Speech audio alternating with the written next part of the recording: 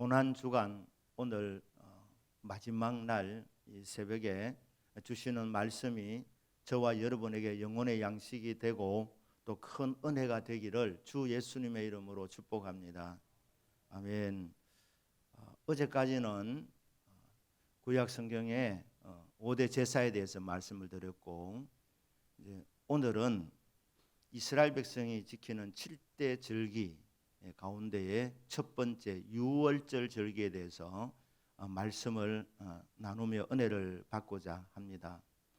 이스라엘 사람들은 7대 절기를 지켰습니다. 이것은 이스라엘 백성이 예배하는 민족이니까 예배를 이렇게 드리도록, 그 외에도 뭐 부림절이라든지 있지만 크게 7대 제사입니다. 유대 민족이 왜 저렇게 복을 받느냐? 그들은 예수님을 안 믿어도 이 하나님의 말씀을 받았고 예배를 드리면서 7대 절기를 지키면서 복을 받았습니다. 그런데 이 7대 절기의 초점이 뭐냐면 예수 그리스도입니다. 예수님께서 장차 오셔서 행하실 일들에 대하여서 구약 이스라엘 백성들이 7대 절기를 하나하나 지켜나가면서 그것은 예수님 앞으로 하실 그 구원 사역에 대한, 예수님 하실 일에 대한 예표들인데 그들은 모르고 그냥 지켰을 뿐입니다. 그러나 신약시대를 살아간 저와 여러분들에게는 이 7대 절기를 통하여서 예수님께서 하신 일, 하고 계신 일, 그리고 앞으로 하실 일에 대해서 우리가 깨닫고 은혜를 받으면 되는 것입니다. 나머지 6절기는 또 기회가 되면 이렇게 나누도록 그렇게 하겠습니다. 오늘은 6월절입니다. 6월절은 뭡니까? 6월달에 드리는 절기가 아니고 넘어간다는 말입니다. 이집트 백성들을 심판할 때에 피가 있는 고센 땅에 살아가는 이스라엘 백성들의 가정은 죽음의 사자들이 넘어갔다. 넘어간다는 말이 6월입니다. 그래서 그 넘어가서 구원받았던 그것을 기념하는 절기가 6월절 절기입니다. 이 6월절 절기를 지킬 때에 그때는 이집트 백성들은 심판받을 때였습니다. 10가지 재앙을 내렸습니다. 왜 10가지 재앙을 내렸느냐?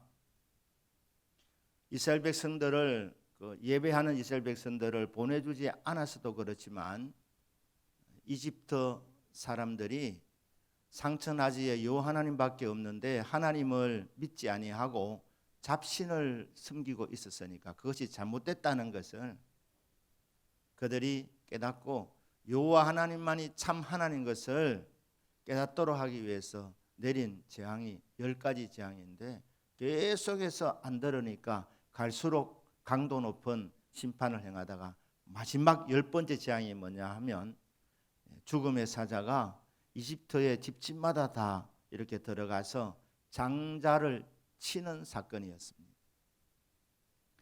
파라오의 장남도 그때 죽습니다. 이집트 사람들에게 파라오가 신으로 그렇게 생각이 되어졌는데 그 신이 참신이 아니고 여호와 하나님만이 진짜 살아계신 하나님이라고 그렇게 알려준 사건이 이게 10번째 재앙입니다. 그런데 그때 고센 땅에 있는 이스라엘 사람들에게는 죽음의 사자가 들어오지 않았습니다. 죽임을 당하지 않았습니다. 왜 그랬습니까? 하나님의 자녀이기 때문에 자동적으로 구원받은 것이 아니고 어린 양을 잡아서 그 어린 양의 피를 문 좌우 설주와 문인방에 발라 놓았더니 이 천사들이 그 피를 보고 넘어가서 죽임을 당하지 않았습니다. 살았습니다. 구원을 받은 것입니다. 이 6월절의 핵심이 뭐냐 하면 우리를 위해서 죽임 당하신 예수 그리스도의 십자가 사건을 예표하는 것입니다. 그래서 고린도전서 15장 7절에서 6월절 어린 양 그리스도라고 말씀합니다. 예수님이 바로 유월절 어린 양이 되는 것입니다. 자, 심판의 시간에 어떻게 죽임을 당하지 않느냐, 구원을 받느냐. 오늘 출애굽기 12장 말씀을 통해서 하나님의 백성들에게 그냥 자동적으로 구원받는 것이 아니라 적어도 세 가지가 있어야 됐습니다. 첫째는 유월절 어린 양이 있어야 했습니다. 그러니까 집집마다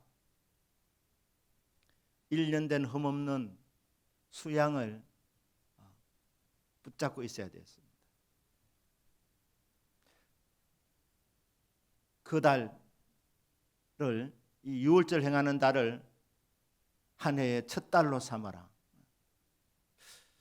이스라엘 백성들에게는 달력이 두 개인데 하나는 종교력이고 또 하나는 민간력입니다. 종교력으로는 이 아비월,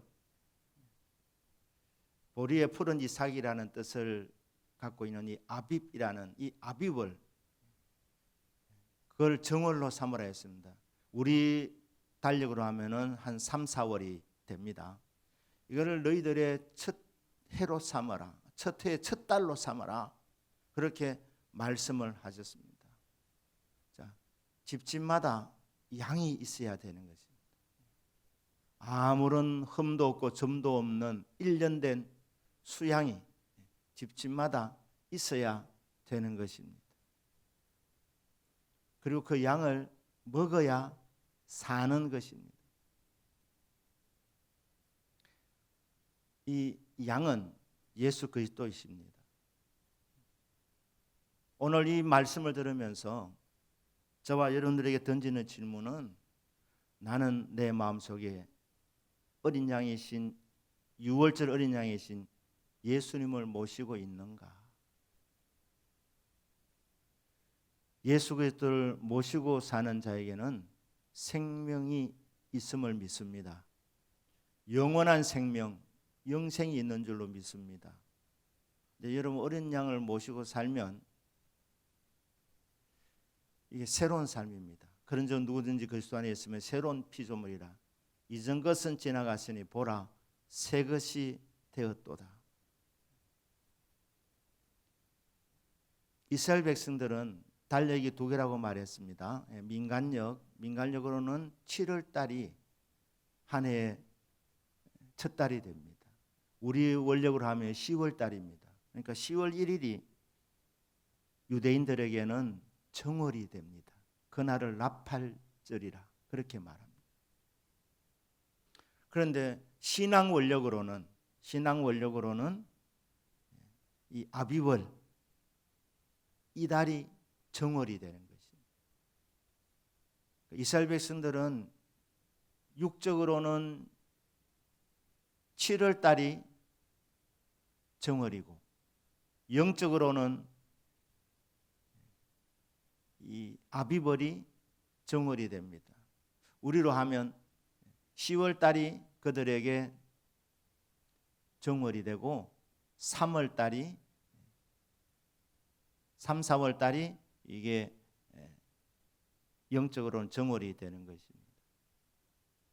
저와 여러분에도 생일이 두 개가 있는 것입니다. 여러분 육적으로 태어난 이 출생일이 있습니다. 그러나 여러분 영적으로도 생일이 있는데 그날이 언제냐? 어린 양인 예수 그리스도를 마음에 영접한 날. 그날이 거듭난 날, 새로 태어나는 날입니다. 영적인 생일이 바로 예수님을 모신 날이 되는 것입니다. 그때부터 예수님 모시고 사는 삶은 그런 적 누구든지 그리스도 안에 있으면 새로운 피조물이라 이전 것은 지나갔으니 보라 새 것이 되었도다. 날마다 새로운 삶을 살아가게 됩니다. 예수님 모시고 여러분 하루하루의 삶이 날마다 새로워진 은혜가 있기를 주 예수님의 이름으로 축복합니다. 아멘. 이 유월절 구원을 경험하려면은 먼저는 어린 양이 있느냐 없느냐 말씀을 드렸습니다. 두 번째로는 더 구체적으로 어린 양의 피가 있느냐 없느냐. 어린 양의 피가.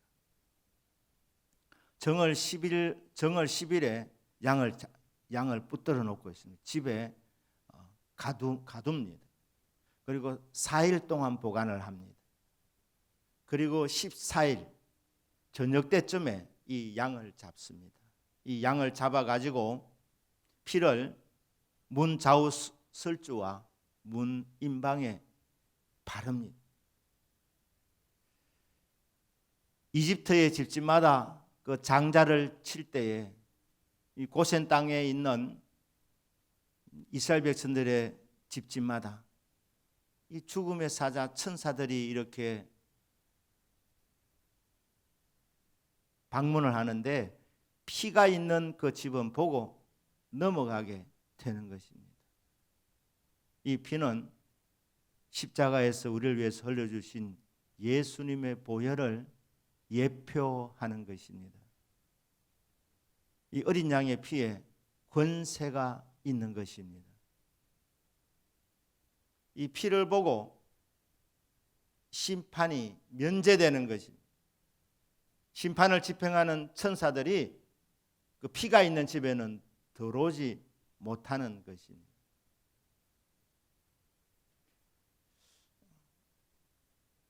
여러분 이사를 가시면 제일 먼저 하실 일이 뭐냐 하면 주님, 이 가정의 주인은 예수 그리스도이십니다. 예수님 왕이심을 선포하셔야 합니다. 지금까지는 이 집의 주인이 그들 자신이었고 마귀였지만은 주님, 우리 가정의 주인은 예수님입니다. 이렇게 예수님의 왕되심을, 주인되심을 선포하고 믿음으로 예수님의 보혈을 그냥 집의 전체를 바르는 것입니다. 문 좌우 설주와 문인방뿐 아니라 거실도 침실도 구석구석 화장실 전부 다 구석구석을 예수님 보혈로 덮는 것입니다. 주님, 우리 가정은 예수님이 주인이시고 우리 가정은 예수님의 피가 있는 집입니다. 보혈의 피를 믿습니다. 그래서 악한 것들이 마귀가 감히 침범하지 못하도록 예수님의 보혈의 능력으로 이 가정을 지켜주옵소서. 반드시 하셔야 될 믿음의 선포입니다. 예수님의 보혈이 흐르는 집이 가장 능력 있는 집이 되는 것입니다. 여러분 하루하루 살아갈 때에 예수의 보혈의 피를 힘입어 살아가게 되면 악한 마귀들이 건드리지 못하는 것입니다. 그런데 이 보혈의 능력을 언제 실감하게 되느냐? 그래서 여러분이 죽어서 하나님 앞에 서게 될 때, 그때 피가 있는 사람은 심판을 면제받습니다. 한 번 죽는 것은 사람에게 정하신 것이요, 그 후에 심판이 있으리니 죽고 나면 반드시 심판을 받게 되는데 천국이냐 지옥이냐 이 심판을 받게 되는데 피가 있는 사람은 예수 그리스도를 나의 주 나의 하나님으로 모시고 살았던 사람은 예수님이 그 곁에서 변호인이 되어 주시고 또 피가 있기 때문에 천국이냐 지옥이냐는 그 심판은 면제받는 것입니다. 이 심판 면제받지 못하는 사람들은 다 지옥으로 가게 되는 것입니다. 그래서 오늘 이 새벽에도 나는 내 심령에 우리 가정에 예수님의 보혈이 있는가, 예수님의 피가 있는가, 여러분 믿음으로 물어보시고 보혈의 피가 있다면 이것을 믿고 살 수 있는 믿음 주신 하나님께 감사하는 우리 모두가 되기를 주 예수님의 이름으로 축복합니다. 아멘. 세 번째로는 이 유월절 지키는 지침이 있었습니다. 말씀이 있었어요. 말씀이. 유월절을 어떻게 지켜야 되느냐 하면 점도 없고 흠없는 1년짜리 수양, 그리고 돈이 거기에 미치지 못하는 사람은 염소 이렇게 잡아서 보관해 둡니다. 정월 10일 날 4일 동안 보관합니다. 혹시 흠이 이게 드러나는지 안 드러나는지 4일 동안 이렇게 살펴보다가 점도 없고 흠도 없는 이 제물이 확실하면 14일 날, 그러니까 4일째 되는 날이죠. 4일째 되는 날 해질 때에 그 양을 잡습니다. 그리고 피는 문좌우 설주와 문인방에 바르고 그 고기는 먹습니다. 먹는데 불에 구워 먹게 하셨습니다. 불에 구워 먹게 하셨습니다. 삶아 먹지 않게 하셨습니다. 날 것으로 먹지 않게 하셨습니다. 내장까지, 머리와 내장까지 모든 부분을 다 불에 구워 먹어라. 그럼 먹을 때 누룩 없는 떡과 썬나물과 함께 먹어라.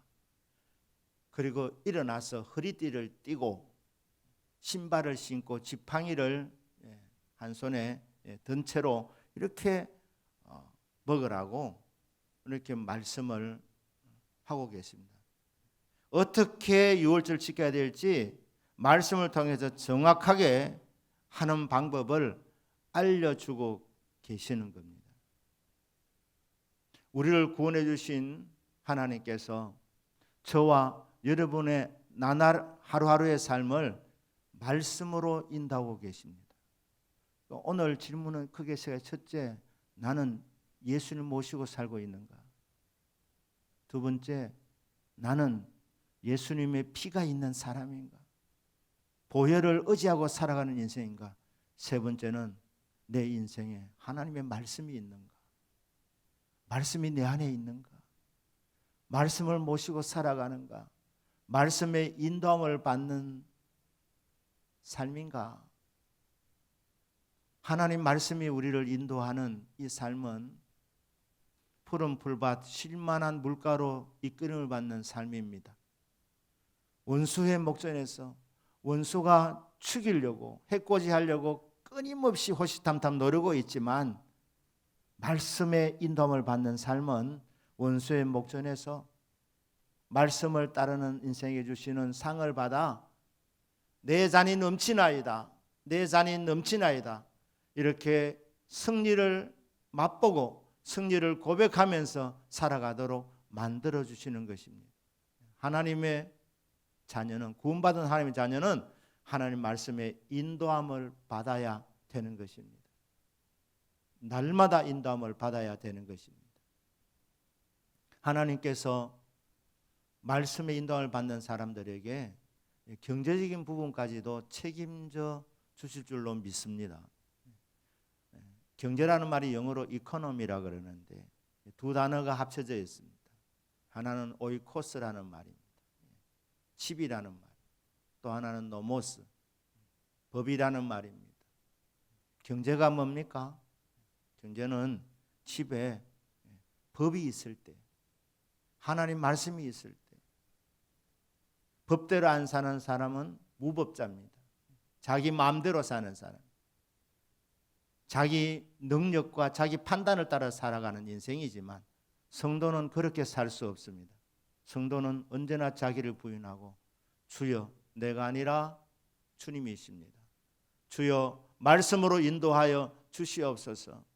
내 인생을 살아가는 기준이 있는데, 표준이 있는데 그게 바로 그 법이 뭐냐? 하나님의 말씀입니다. 이 말씀의 인도함을 받는 삶, 하나님께서 우리의 삶을 책임져 주십니다. 경제적인 부분까지도 하나님이 책임져 주십니다. 그래서 말씀의 인도함을 받아서 주님이 인도하시는 대로 푸른 풀밭 쉴만한 물가에서 주님이 공부하신 것을 먹고 마시면서 내 잔이 넘치나이다, 내 잔이 넘치나이다 그렇게 고백이 되어지는 저와 여러분의 믿음이 되기를 축복합니다. 이 절기는 대대로 지켜야 된다. 대대로 지켜야 된다. 여러분 날마다 예수님의 십자가를 묵상하는 믿음이 있기를 축복합니다.